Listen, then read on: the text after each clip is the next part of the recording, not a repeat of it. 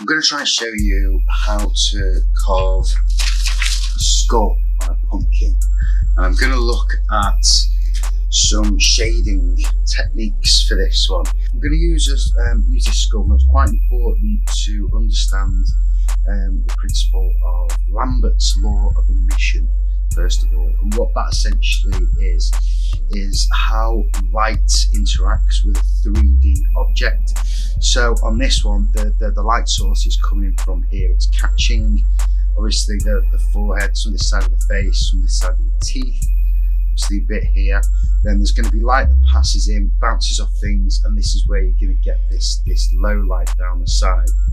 Now, there's a great video on Proco's channel, which I will also link at the top here, which goes into a lot more detail. It's actually Dorian Itten who explains Lambert's law in a lot of detail, and I'd highly recommend watching that video before you start trying to do this.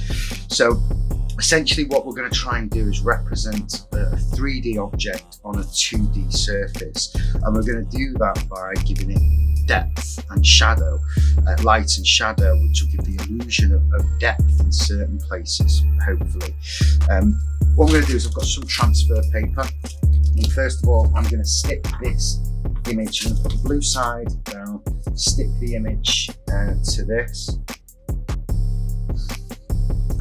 Now what we're going to do is you're going to use a ballpoint pen to pick out some of the detail on this.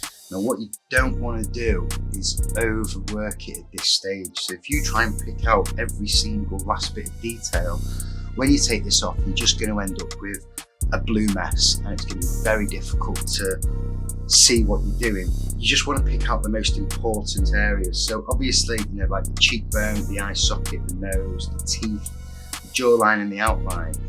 And then what we're going to start to do is obviously understanding where the light source is coming from, and obviously you can see it here. You're going to start to then pick out where the terminator is, which is, so if you've got light shining in at a flat surface, say if light's coming in at a flat surface, things are going to bounce off, and it's going to be the brightest. Then as that surface starts to tilt away, the light's going to bounce off a different angle and make things slightly darker, until eventually it's on a right angle, and when light's coming in, it passes straight over, and that's when something's going to be completely black. Again, watch the Dorian Itten video on Proco's channel. It's fantastic at explaining this. So right, let's have a little go at this then. So I'm going to do the eyeball first.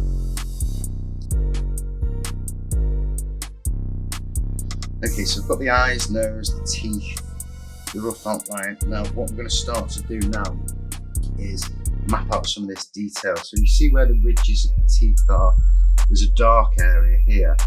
I'm just going to draw around the light area here where the brow lines are. You can see where this is where it's curling back under, and then there's the sort of the brow before it goes into the head. So I'm going to map out that brow line across there.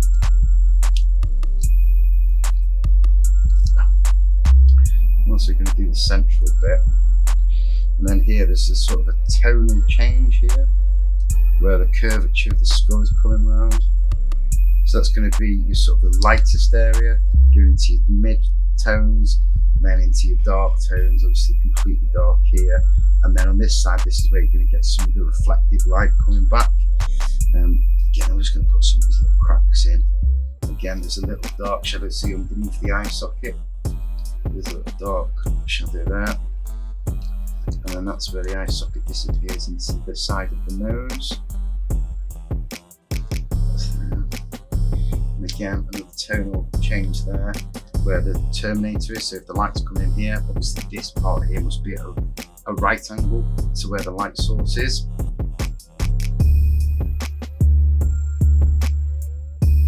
Try to keep at this stage, try to keep the line work on the stencil to a bare minimum. Now what we're going to do is whip that off. So there we've got a basic shape of the skull. Keep this here and use it as reference.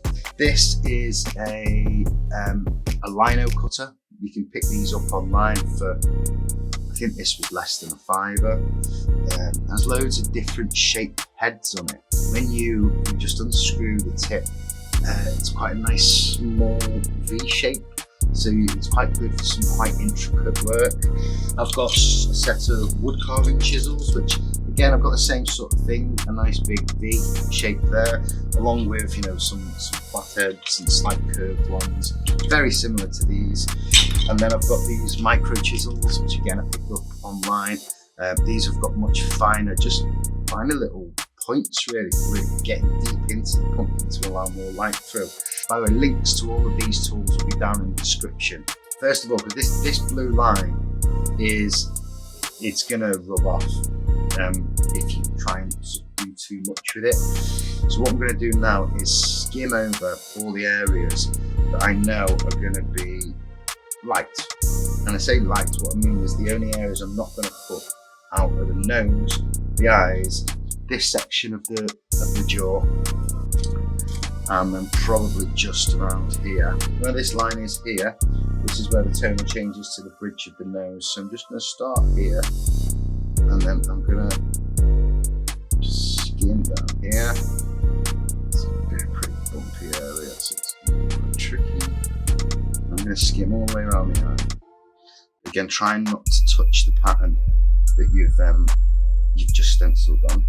Now at this stage I'm not going to cut very deep, because even though I'm skimming over some of these areas, like that bit I've just done here, it's quite dark, so we're not going to be cutting very deep into the pumpkin at all. And then as we go here into the lighter zones, it's going to start to go deeper into the pumpkin, and then that will give you, when you start to look at it from a distance, that'll start to give you the illusion of form. But really all I'm doing is picking out the big details first.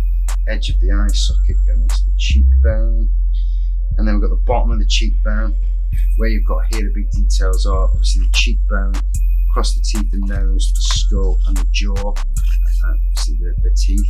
All these lines in between that are put on, which are the marks of where the shade is going to happen. I'm not going to touch them yet at all. Just whizzed over this, just as I say, around the cheek, forehead. If I then turn these lights off, very faint, you can see where I've put the teeth in. Obviously skimmed around the jawline, just the cheekbone, the eyes. I've missed a bit on the bottom of the eye, which I'll go back and do in a second. But we've got enough of the basic structure to now start working on the shading area without worrying about losing the pattern, because this we'll be able to pick the pattern back up from this and the reference if any of it comes off. We're going to switch now to a different set of tools. These are great, I'll come back to these in this one in a little bit probably. We're going to start with this little V attachments on the wood carving chisel. And what I'm going to start to do now is I'm going to work from light to dark. If we look on this picture here, where I've put the little marker in, is that sort of light zone. We're going to find that reference on the actual pumpkin, and I'm going to carve that out first. And I'm going to leave all these lines in as I'm carving.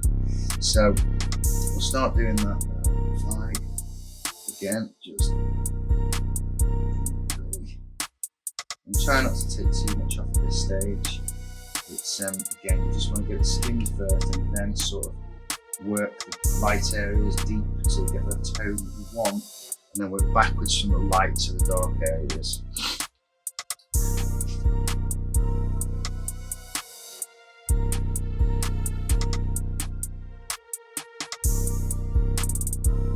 Hopefully you can start to see where I've started to sort of bring out some of the lighter areas. So now what we're going to start to do is brighten the lighter areas up a touch.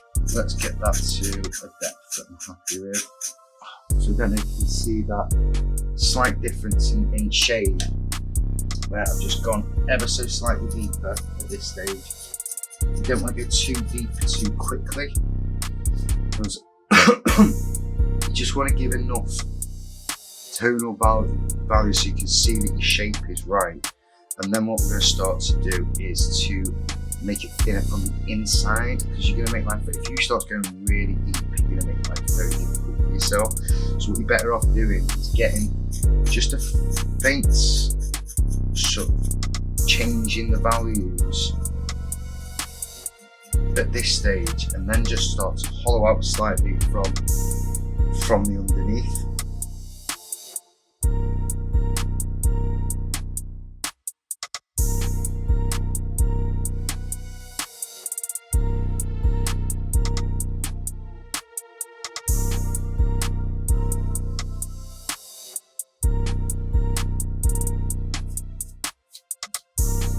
Right, so more or less got everything laid out.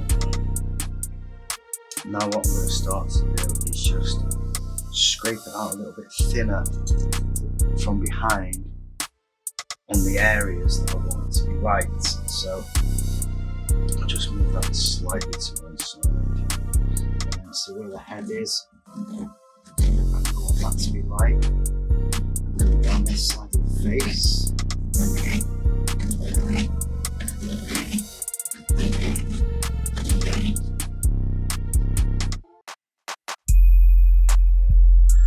And then I want a little bit on the cheek.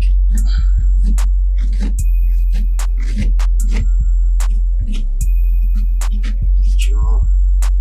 And then the reflected lights down one side.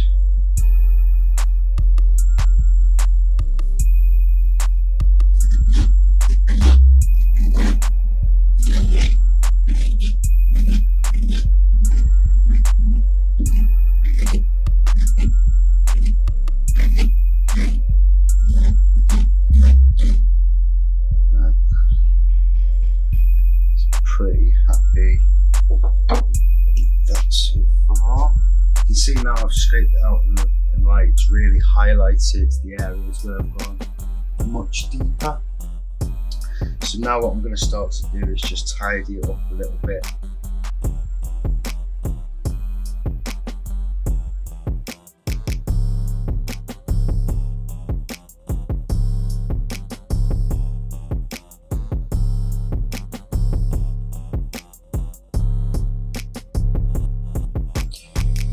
See, I've gone a lot deeper in these areas, half a centimetre deep.